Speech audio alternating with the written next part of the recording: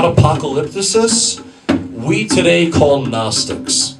I went over the Simonites, those followers of Simon Magus, the Carpocratians, those followers of Carpocrates, and the last one I want to go over, which pretty much brings me of why I brought all of that stuff about the Eucharist up, has to do with this guy named Marcus.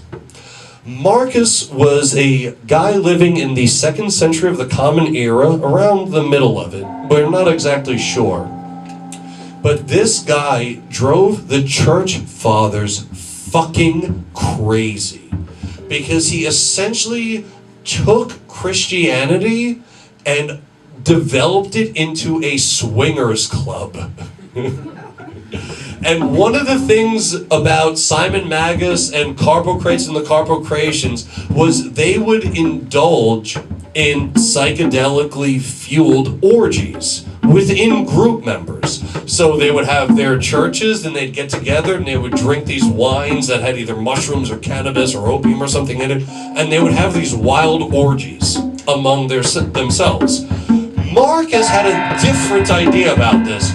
What he wanted was for his members to go out and find non-members and initiate them through the use of psychedelics and sex.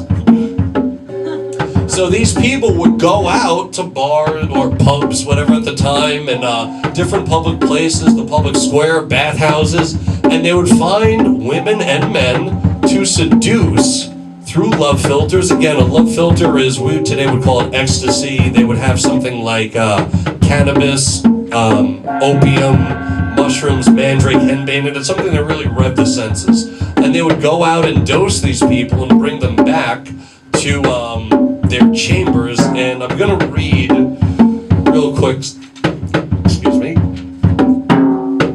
what Marcus would say to the people that he brought back to his place while giving them a psychedelic drink. We actually have a record of it. Sorry. Somewhere in my notes, there is a record of this.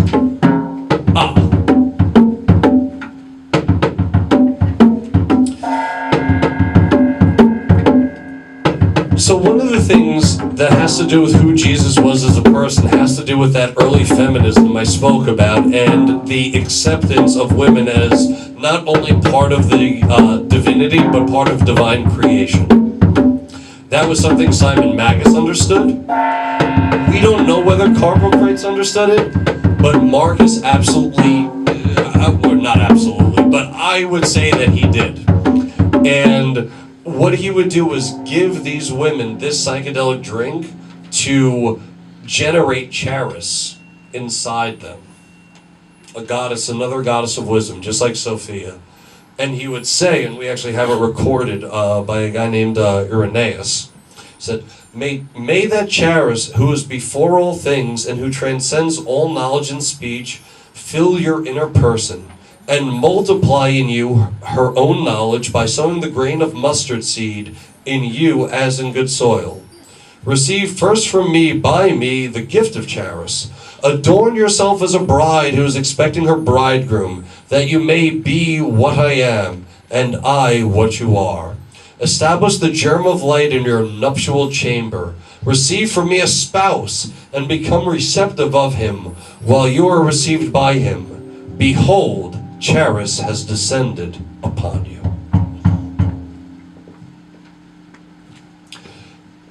So those are the three ways early Christian Gnostics used psychedelics. Either like Simon Magus as a way to initiate people into your religion, or like Carpocrates as a way to aid in magic, things like dream divination and prophecy, or like Marcus, which we would today would say was perfectly entheogenic. The idea of taking a psychedelic into your body as the essence of a goddess or a god.